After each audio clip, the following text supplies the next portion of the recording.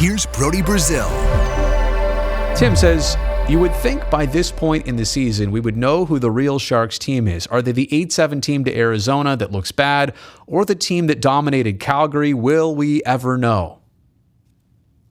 That's a fair assessment, Tim, because I feel like the Sharks have been a little Jekyll and Hyde on certain nights, playing up to high-caliber opponents, playing down to other teams. And I mean, even entering tonight, you would think that after losing 4 in a row, the Flyers would either be really bad, you could take advantage of that, or I thought tonight they looked fairly put together, but they did lose 5 in a row. And can you get mad at the Sharks for not being up in this game earlier? I don't know. It's really hard to judge, but I do agree that the Sharks and consistency have not gone hand in hand this season. Is it an excuse to say, well, you know, their lineup and their roster is kind of like musical chairs right now? It maybe, and there is something to that. Players and coaches in the front office, they'll never use it. And partially because the entire league is going through that. I mean, on a dime. Oh, guess what? Tonight you just lost 2 of your forwards and 1 of your defensemen. And let me just say, the precautions being taken here, entirely necessary. I'm not disappointed at that at all.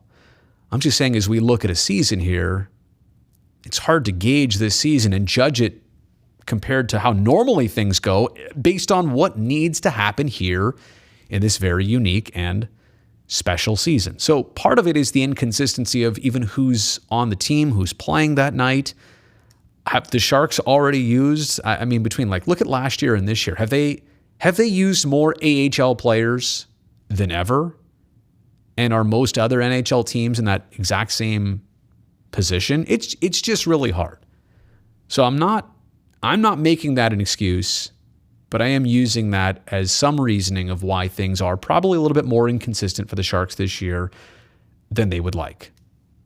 That being said, we're 36 games into this season. And I've always thought that 41 in, halfway through, you start to develop some calling cards as a group. And inconsistency has largely been one of them. And you don't know. You don't know what you're always going to get. No league and no sport is that way.